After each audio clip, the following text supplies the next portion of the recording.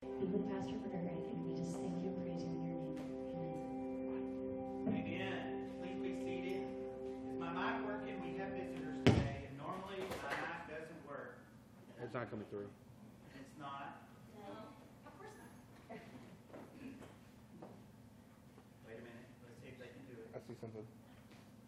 No one used the sanctuary since we left last week, so. Want to look at it?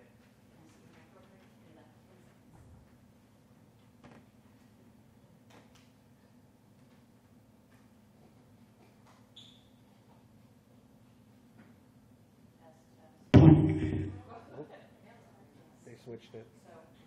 It was Is it switched. working back there? You're just turning the volume down here? I got it. Okay. There it is. Turning down volume.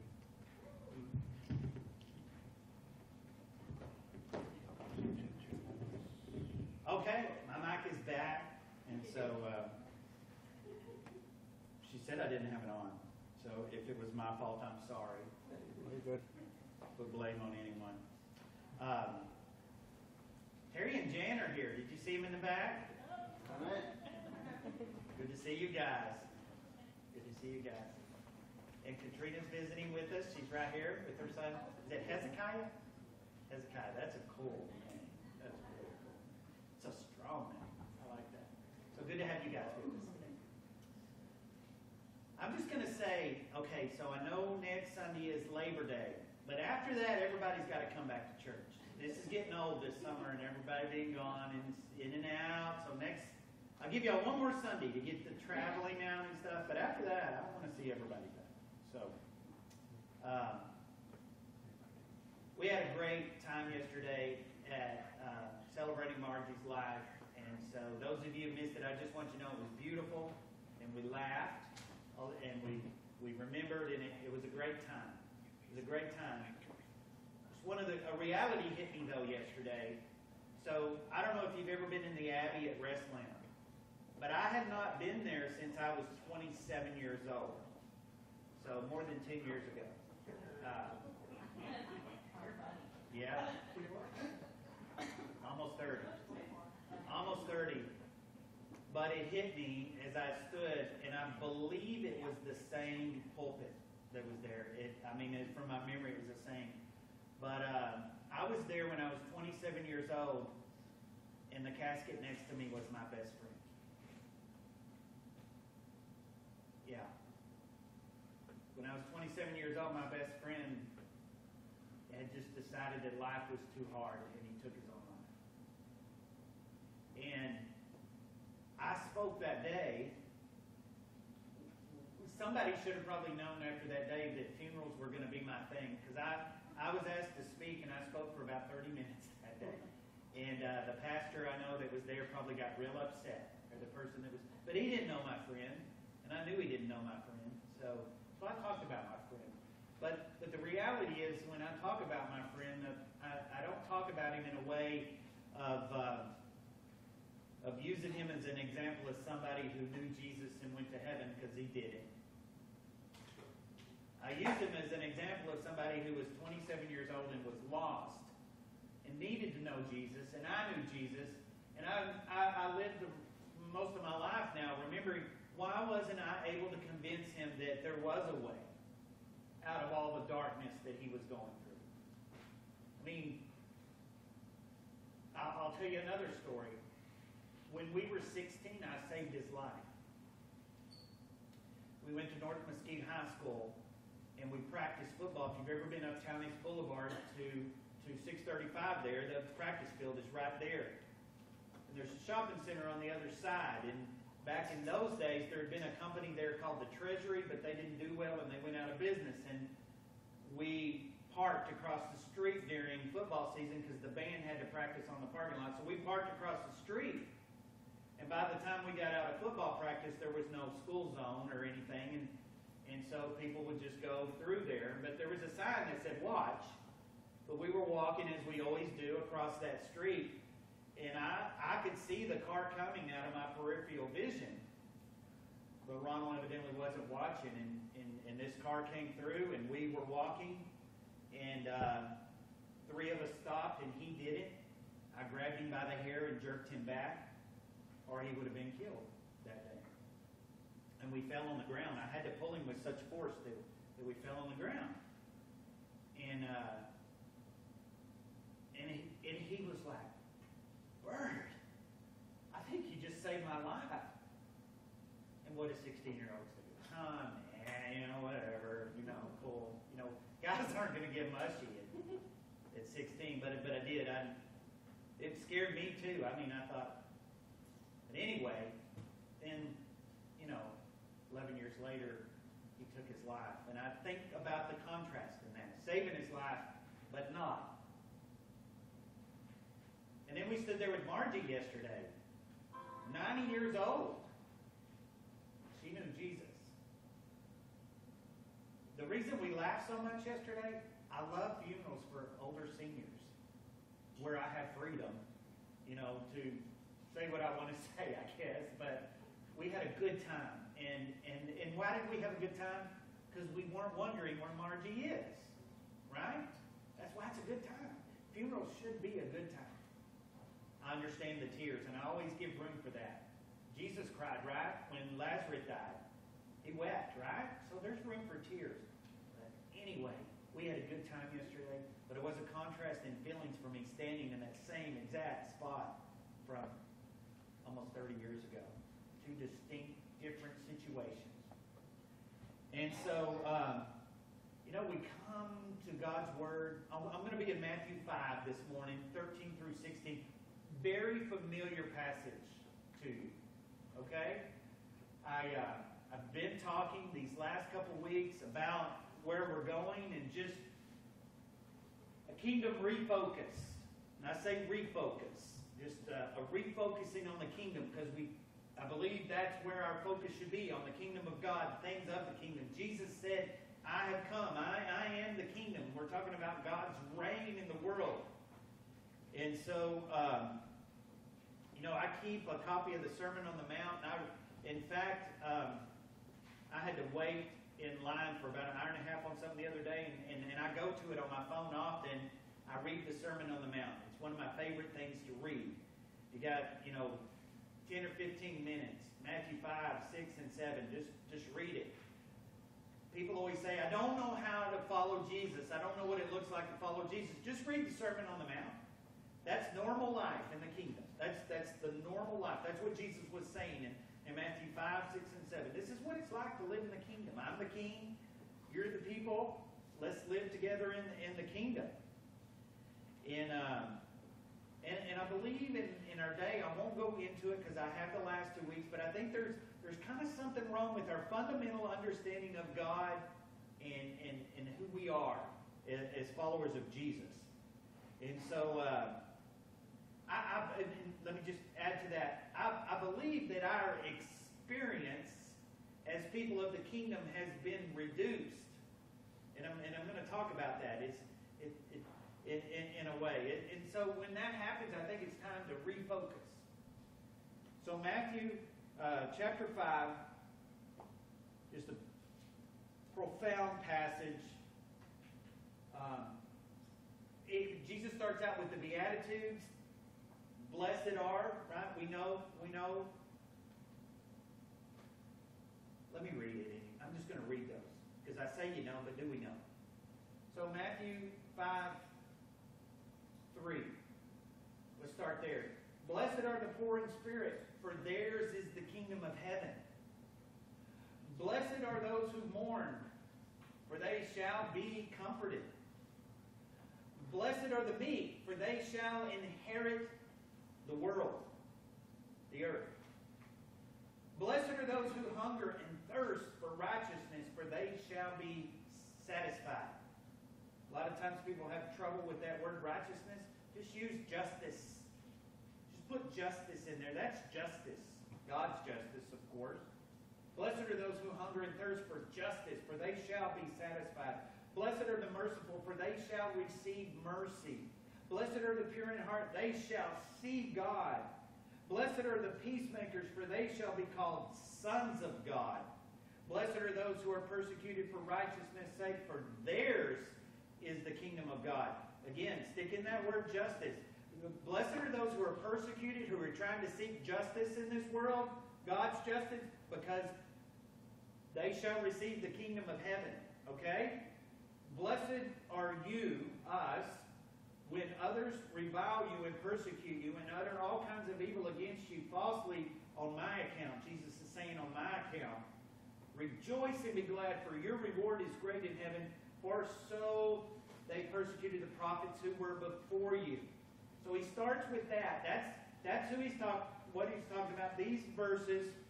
And then he says, you, followers, you are the salt of the earth. But if the salt has lost its taste, how shall its saltiness be restored?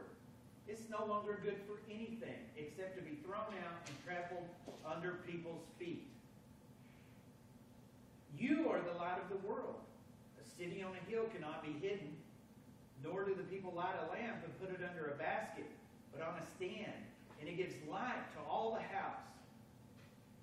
He says, in the same way, let your light shine, so that they may see your good works and give glory to your Father in heaven. Okay, so we read these verses. They're tied to the blessings that I just read. And so here, the idea of those who are blessed, followers of Jesus, here the idea turns that the believer is a witness.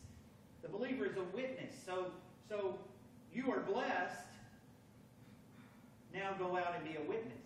Be salt and light. Okay? You get the general theme. I think everybody's ever heard this verse gets that that's what's going on.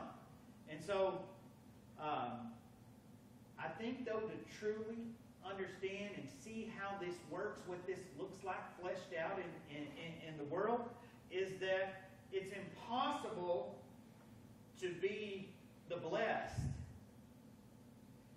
and do it in a private way. To do it in seclusion. However you have to think about that. To be these blessed, but to do it privately, or to do it in seclusion, to do it hidden from the world. Okay? The first thing he says is you're blessed, so be salt, be light, be witnesses of how blessed you are. So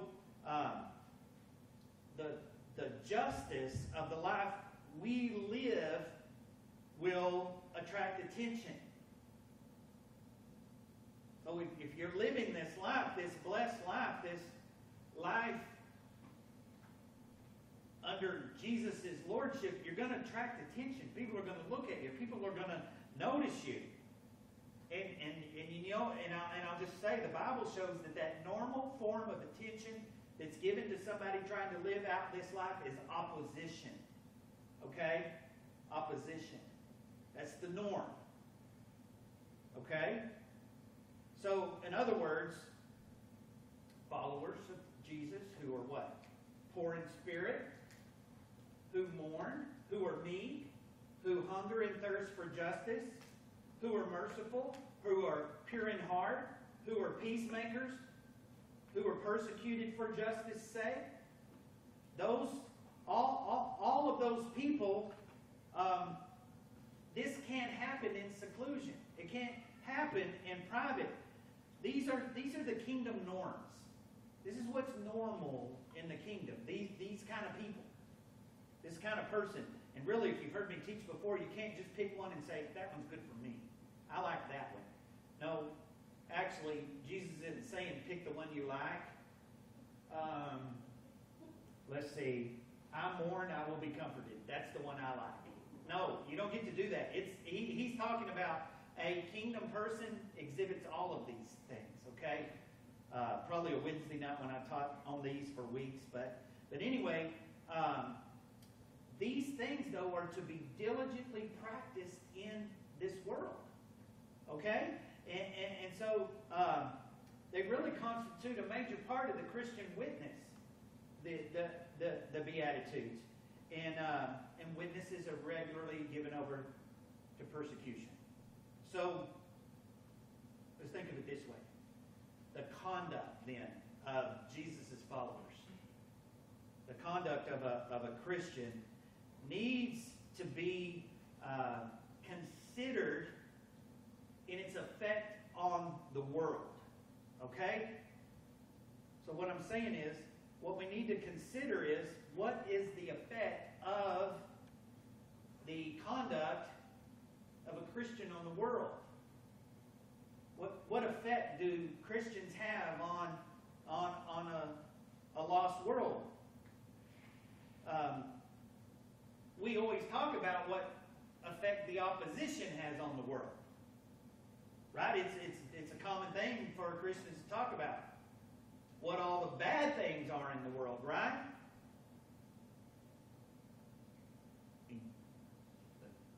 Am I wrong? You aren't even smiling at that. Do we never talk about the effect all the bad things are having on the world? Yeah, we do, a lot. Oops. Didn't have it clipped very well.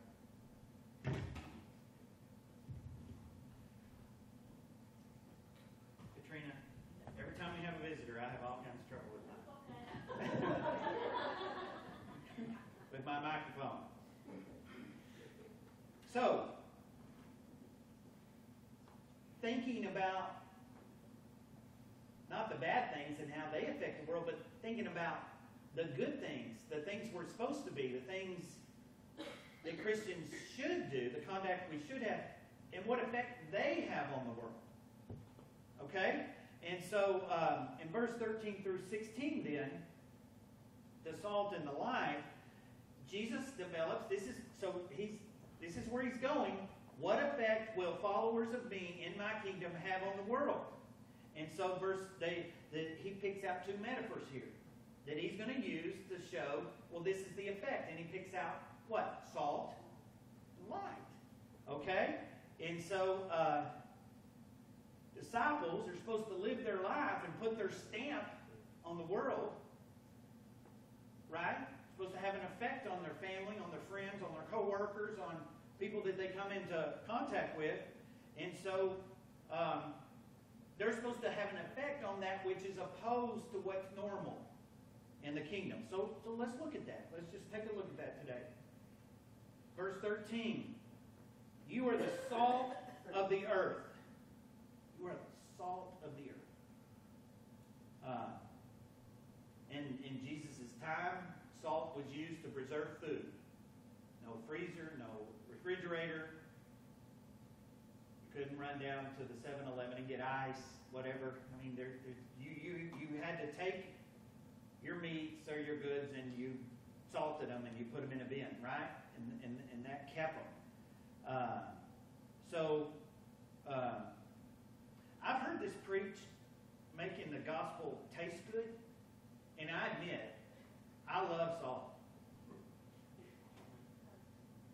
Kim will tell you, you've heard me say this. When is there enough salt? Well, I don't put it on the food, I put it on the ketchup. And when it's white, then there's enough salt. Okay, I've cut back. I don't do that anymore.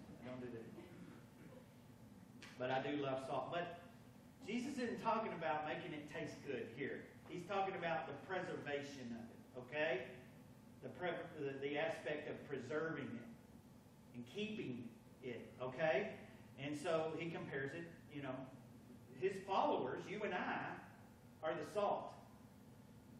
Yes, the gospel's in us, but it's talking about us, and we're the salt in this situation. So, indirectly, he's saying this, if you want to think about it this way, we, as followers, keep this world from turning a little bit more rotten and decomposing. Think about that. Literally, I'm taking it, it sounds kind of yucky and stuff, but what happened to food that didn't have salt on it? Quickly decomposed and became rotten. And so he's saying, we're the salt in this world. This world is decaying. But you Christians followers are salty, so you're keeping this world from becoming more decayed. Okay? So think of it literally like that. And so Christians should have an effect on the morals of the place they live. we should keep them from worsening. Okay? So here's the thing. If our lives conform to verses 3 through 12, which is the blessings, the Beatitudes, if our lives conform to this, we're going to help but be salt in our society. That's what he's saying. If we're living this out, we can't help but be that salt in our society. But then he says, but if salt loses its taste, and I think that's where people go with, it's supposed to add flavor to the gospel. How shall its saltiness be restored? Just mark out that word taste, and a better word would be its strength or its consistency. That's a weird word, but that's what he's talking about. If it loses its saltiness, right? Then just then what good is it? And so what then? What happens if salt loses its saltiness? What if a follower loses their saltiness? What good are they on society or in society? It loses its purpose, is what Jesus is saying. It loses its purpose, and he says it might as well just be thrown out into the street. Well, let me just tell you what the street was in Jesus' time. It was the dump. People dumped everything. Romans, if someone died in Roman times, they just put the body out for the trash. This is well known. Just put the body out, and it was picked up. And so it's the garbage dump. Just throw the salt out in the street if it loses its saltiness, and it can be trampled over, Jesus said. So this was well understood. Well, here's the thing, though. If you were to go to high school chemistry, they would tell you salt is salt. It doesn't lose its composition. Salt is salt. You put salt in water, can you taste the salt? You put salt in ketchup. You put salt on whatever, can you taste the salt? Does it become ketchup? No. Does it become water? No. It keeps its consistency. So what's Jesus talking about here? Salt losing its saltiness. Because it can't really lose its saltiness. So we can take Jesus to be saying that there compels, if you and I can't lose our saltiness, then what he's saying is there's this sense that compels us to witness. If we're really a follower of Jesus, we are. You can't take that away. We're compelled then to be salty, to share our saltiness with the world. And I've pondered this a lot of my life. And I say, okay, but although salt can't lose its saltiness, it can be contaminated. You can take salt and you can contaminate it. And I've seen people do all these displays trying to do this, and I've seen one where somebody takes salt and then they cover up completely up with pepper. That doesn't make it any less salty. I promise. Y'all go somewhere today and get your pepper out and your salt out. Y'all try some of this I'm doing. Here's what I'm going to show you. This is what happens. And it so happened that Thursday, when I was meeting with the man I disciple, this question came up. And I said, okay, let me show you. Let me give you an example. I took a napkin and I put a bunch of salt on the napkin. I said, taste it. Salty, right? Then I took a pack of Sweet and Low because they didn't have sugar, but same effect. And I poured the Sweet and Low, a whole packet of Sweet and Low on this mound of salt. I said, taste it. He said, it's sweet. I said, that's what I'm talking about. I said, that's exactly what I'm talking about. The salt's still there, but it's so contaminated with the Sweet and Low that it tastes sweet. You try this at home with your own condiments. may be thinking, I don't know about that. It might take, I'm telling you, it tastes sweet. And he said, I've never seen anybody do that. I said, I can't believe I haven't done it for you. Because this is a big thing. So, what happens then? Let's just take my French fries, for example. Am I going to pour that on my French fries? No. I don't want sugar. But boy, we can take ourselves and our gospel message, we can add enough sugar to that message. This is where Jesus is going. You can contaminate your witness to such an extent that no one can taste it anymore. No one can see it.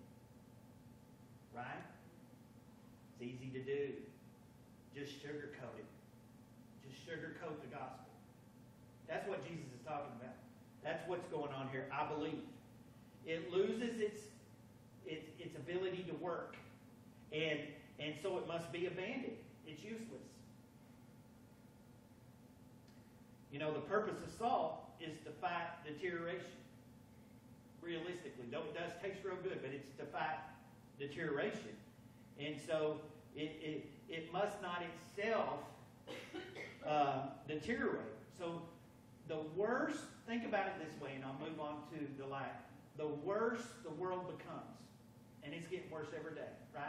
The worse the world becomes, a world that is corrupted, the more the corruption proceeds, the more it needs Jesus' followers.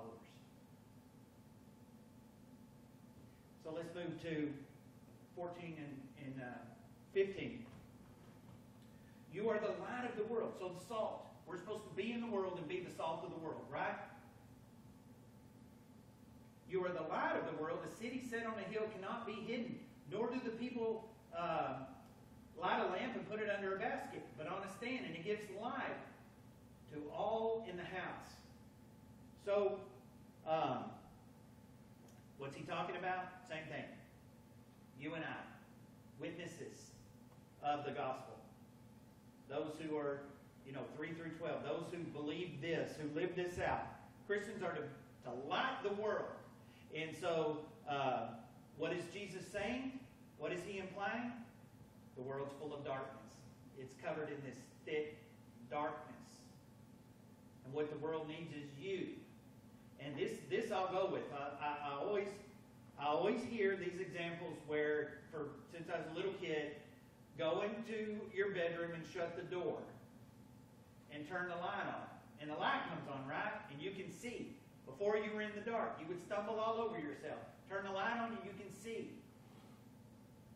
The lightness always covers the darkness. The darkness doesn't fight back and say, no, I want to be dark. No, it stays light, right? As long as that light is on, there is no darkness in that room. It's not over in the corner. It's not up, under the... There's light everywhere that the light can go, right? And so, we're light. The world is full of thick darkness. So, and Jesus picks two sources. He says, maybe instead of one with the salt, he picks two sources. And he says, it's like a light that's set up on a hill. And I don't know if, a lot of people in here are country people, so they get it. You go out in the country and at night it's dark. I mean, you can't see your hand out in the country. Ruben, is that way out there in Corsicana? Does it get that dark out there where it's total darkness? Or is there enough light out there now where not anymore? No, it's not. I mean, we used to go way out in the country, and when you turned out the light at night, you couldn't even see. We have so much light in Dallas, you could read almost out at night now from the streetlights and stuff. But same thing in Jesus' time. So they had a city set on a hill that had a light. People knew where to go, right? People were drawn. Lighthouse, same thing. Okay? But then he uses the example of a little olive oil lamp in a room. You light it. You have some light. And so he says, obviously the light on the hill is going to draw people. You wouldn't turn it out. They would get lost, right? But even, I think, people hear this who knew how little bit of light, how how small the light was that that little olive oil lamp put out in the room? By today's comparisons, we'd say that's not much light. But if that's all the light you have, what are you going to do? You're going to blow it out just because it's not a big light? No. You value that light. You want that light. You're not going to put something over it. So it's wonderful light, and it's enough light for those who are in the house, he said. So in the same way, he said, let your light shine. Let your witness shine to the world. So, and he uses something here. He says what in verse 16? He said, so that they may see your good deeds. That's a hint. It's a big hint here, a big key, and praise your Father in heaven. So he gives us some explanation here. Think the salt. We, the people got more, or we get more, but the light, he gives us some explanation of what that looks like. So, what is the light by which Jesus' followers lighten or bring light to a lost world? Well, good question.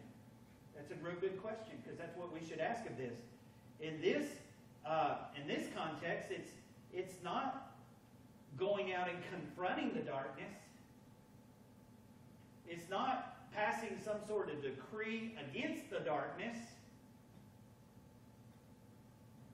It's good deeds. It's simple, is what I'm saying. We could look at this in a lot of different situations of Christian witness. We tend to confront evil or that which is wrong. We tend to come up with all kinds of policies and decrees against it. But how often do we just simply turn it into good deeds? And that's what Jesus said is the way that we're light. And so, light is the good deeds performed by Jesus' followers, performed in such a way that people say, you must be a Jesus follower. That's the whole thing. You do it in such a way that they say, you must be one of those people who follow Jesus. And so in verse 16, it says, so that your good deeds cause them to praise your Father who is in heaven. So, verses 2 through 12 give us what's normal in the kingdom. The norms of the kingdom. This is what it looks like to live in the kingdom. And as we begin, we go into verse 13 and 14, we see, and this is what it looks like when you live it out. If this is normal for you, this is what it looks like when it's lived out. This really what it constitutes to be part of the kingdom. Be part of God's reign. So, I think for a lot of reasons, for a lot of different reasons, that churches, people in the church, have kind of lost this vision of witness, this looking at witnessing this way. And for whatever reason, maybe we just don't like simple things. I don't know. I like simple things. I like things easy. Jan, when they changed the tax code and made it easier this year, were you mad? Did you say, no, I want more forms? Give me more forms, right? Easy's good, right? Easier, still hard. But all of our things. I look at modern technology, and I admit it's passing me by a little bit. I'm starting to have to get, I just say, I bet Lottie could fix this quicker than me. But I don't say, man, I can't figure out how to turn off this alarm. I'm just getting rid of this thing. No way. This thing is great. It does a lot of good things, right? I'm going to get rid of it because I can't turn off something beeping on it. But a lot of times I do get a little frustrated with the more advanced things. And it's because I like simple things. And this is a simple thing. Being salt, being light. in a world that is decaying and that is dark. You know, in better days, in better places in the world, when the Christian movement was moving around the world, I think the faithful, the divinely empowered people of God, you know, took the words of Jesus, who is the gospel, who is the word, who John 8:12 says is the light of the world.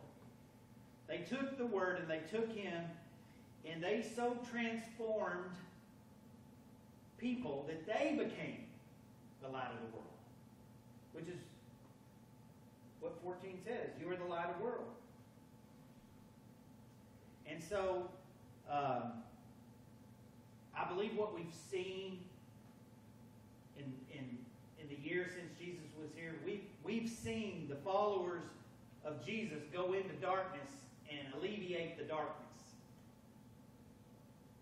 Dark parts of the world, dark parts of the city, dark parts of whatever. We've alleviated the darkness.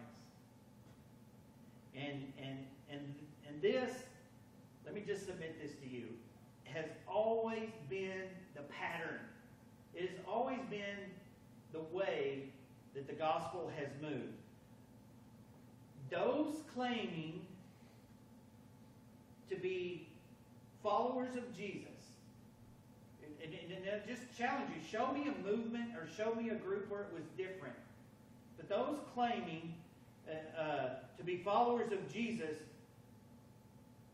they left their concerns for personal power, for personal possessions, and personal prestige behind for this. For Matthew 3 through 12. Let me just make it simple, because this is Jesus. You know? They said, take my stuff, take my power, take my prestige, and just give me Jesus. That's all I want. And so Jesus said this in the same way to us today. He's still saying this today. Mockingbird community, go out, be salt, be light in a world that's decaying, in a world that's full of darkness. Let the world see your good deeds. Why? So that they'll praise our Father in heaven. That's what it's all about. Bringing praise to our Father in heaven. Amen? Amen. Father, thank you for this time and this place, this simple, simple word, to be light, to be salt. Father, just pray that we would refuse to be contaminated by the sugar of this world, whether it's our stuff or our desires, whatever it is. Don't let this sugar contaminate us. Father, help us to be salty, and then help us to spread that salt. Father, help us to be light. Don't let the darkness of all of the things that the world would rather us give our attention to. Don't let those things darken our witness. And Father, help us to remember that one of the lights that Jesus was referring to is that little bitty olive oil lamp with a little bitty wick laying that produced probably very little light, but Jesus said, but it was sufficient. It was enough to give light to those who needed it. Father, there's some that seem like they are the big beacon, the city on the hill, but most of us are that little olive oil lamp. We're just small pieces of light. Small pieces of light in our families, small pieces of light in our schools, small pieces of light in the parks, in the stores, everywhere that we go. We're just little olive oil lamps. But Father, help us to keep that wick burning bright, and help us to understand that the way we do that, the way we keep it burning, is to live this life in Christ, a blessed life. I pray this in the name of Jesus. Amen. We're going to take our offering, and then we'll sing one more song of praise before we go today.